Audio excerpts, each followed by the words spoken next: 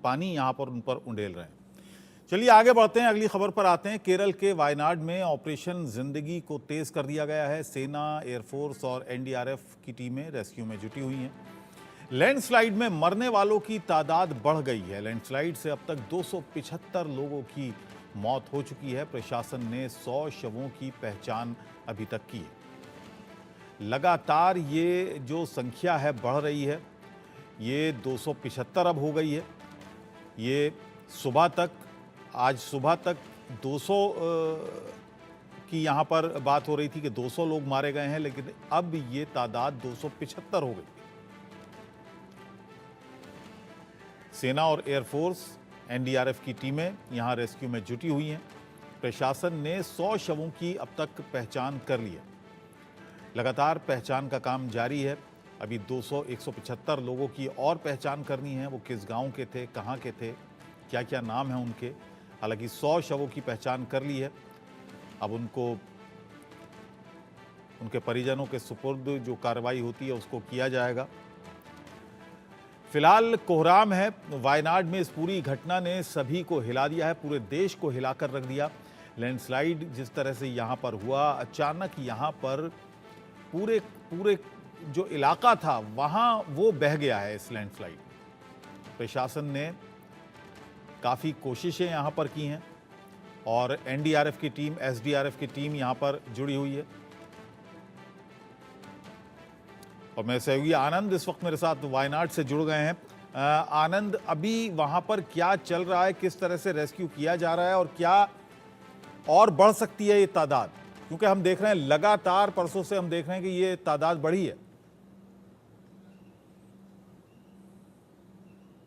जी अबुल, देखिए जिस हिसाब से यहाँ पे लैंडस्लाइड आया था सोमवार की सुबह में करीब 2 बजे और सुबह के 4:10 पे, जो एक गांव है जो मेपड्डी इलाका है वायनाड का, यहाँ से करीब 14 किलोमीटर के डिस्टेंस पे वो गांव है चुरूमाला का, जहाँ पर ये लैंडस्लाइड आया। और वहीं पे मुडक्कई भी एक छोटा सा कस्बा है जहाँ पर लैंडस्लाइड आई थी। तो ऐसे में करीब जो 300 से 400 घरें वहाँ पर थीं, उनमें से ज़्यादातर घर वहाँ पर वॉश आउट हो गए हैं। वो पूरे के पूरे नेस्तनाबूद हो गए हैं लैंडस्लाइड आने के बाद, क्योंकि जो बड़े बड़े बोल्डर्स पहाड़ों पर से गिरे थे और उसके साथ जो पानी के साथ जो मलबा बहकर आया था, तो उसने ना सिर्फ घरों को ही नेस्तनाबूद किया और ना ही उनको बर्बाद किया।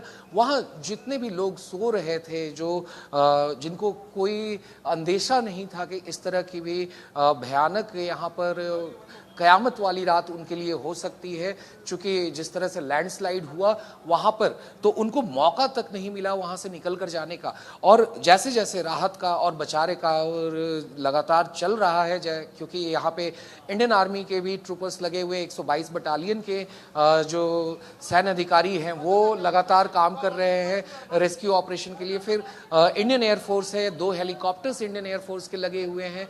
MI-17 उनमें से एक है, जो जहाँ लोग फंसे हुए हैं उनको खाना पहुंचाने, उनको वहां से बाहर निकालने का काम वो हेलीकॉप्टर्स कर रहे हैं। और ऐसे में एनडीआरएफ और एसडीआरएफ की जो टीमें हैं वो भी लगातार अपने काम को, राहत और बचाव कार्य के काम को अंजाम दे रही हैं। और उनके साथ ही साथ जो बाकी के भी टीमें हैं, जो यहाँ पर एनजीओज काफ़ी हैं और काफ़ी सिविल राइट सोसाइटी के लोग हैं, जो लगातार प्रशासन की मदद कर रहे हैं यहाँ पर, क्योंकि ये एक आपदा की घड़ी है केरल के लिए। और ऐसे में अगर देखा जाए तो सारे लोग एक साथ इकट्ठे होकर इसमें मजबूती से खड़े हैं कि जितनी तेजी से हो सके लोगों को बाहर निकाला जाए, जल्दी से निकाला जाए। मगर जिस हिसाब से डेड बॉडीज का निकलने का, जो शव हैं लोगों के, वो निकलने का सिलसिला जारी है। हम खड़े थे अभी 1 घंटे पहले यहाँ के प्राइमरी हेल्थ सेंटर पे, वहाँ मॉर्चरी है, और वहाँ हमने देखा कि किस तरह से लगातार शवों को लेकर आया जा रहा था। करीब 256 शवों का पोस्टमार्टम किया जा चुका है। और हमारी जानकारी में ये भी बताया गया कि उनमें से कुछ शव ऐसे हैं जो कि सिर्फ उनके कुछ हिस्से ही हैं, चाहे वो सिर का धड़ा हो या पाँव हो या हाथ हो, तो ऐसे शवों की भी शिनाख्त की जा रही है। और करीब 156 शव जो हैं उनकी शिनाख्त करके उनके परिजनों को सौंप दिया गया है। तो लगातार अभी भी चूंकि वहाँ पे मलबा काफ़ी है उन घरों में, उन मलबों को हटाने का काम किया जा रहा है। और आज इंडियन आर्मी के जो जवान हैं उन्होंने वहाँ पर एक टेम्परेरी पुल भी बना दिए, चूंकि वो जो बेली पुल था वहाँ पे, वो बेली पुल को जब लैंडस्लाइड हुई थी तो वो बह गया था उसमें। तो ऐसे में बेली पुल की जगह पे एक टेम्पररी पुल आर्मी ने वहां पे लगाया है, जिसका काम अगले 1-1.5 घंटे में पूरा हो जाएगा। और जैसे ही वो पुल बन के तैयार होता है तो जो एक कट ऑफ था चुरुमाला और मुंडाकई गांवों का यहाँ मेपड्डी वायनाड से, तो उस कट ऑफ को ये पूरा करके वहां पर और तेजी से जो बड़े इक्विपमेंट है, चाहे वो पोपलिन मशीन हो या बड़े बड़े जेसीबी मशीन हो, जो मिट्टी को काट कर उसमें से लोगों को अंदर से निकालने की कोशिश करेंगे कि कोई अंदर अभी भी तो नहीं फंसा हुआ है। और कोशिश ये भी जारी है सरकार की और सारे एजेंसियों की कि अगर अभी भी कोई जान माल अगर बचे हुए हों तो उनको जल्दी से जल्द निकाल कर रिलीफ सेंटरों में भेजा जाए। और चूंकि जिन 400 परिवारों की हम लोगों ने बात की वहां पर चुरुमाला गांव को ही लेकर, तो वैसे में अभी तक यहाँ पे 92 के आसपास रिलीफ कैंप हैं, जिनमें करीब 8000 से ऊपर लोग वहां पर हैं। और अभी हम फिलहाल खड़े हैं वैसे ही एक रिलीफ कैंप पे सेंट जोसेफ अप स्कूल के पास, जहां पर आप देख सकते हैं करीब 250 लोग यहाँ पर अभी रुके हुए हैं, जिनके पास ना अब घर बचा है और इनके काफ़ी परिवार के सदस्य भी को उन्होंने खो दिया है। तो ऐसे में तो अपनों को खोने के गम के साथ साथ अपना घर भी खोने का एक अलग से गम है इन लोगों के साथ में।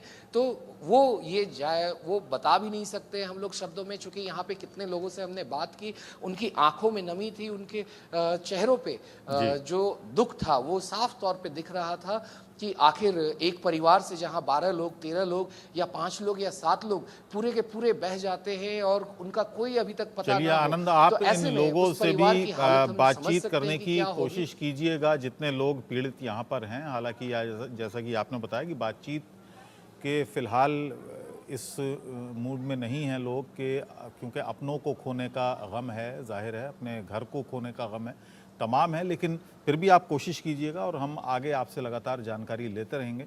फिलहाल बहुत बहुत धन्यवाद।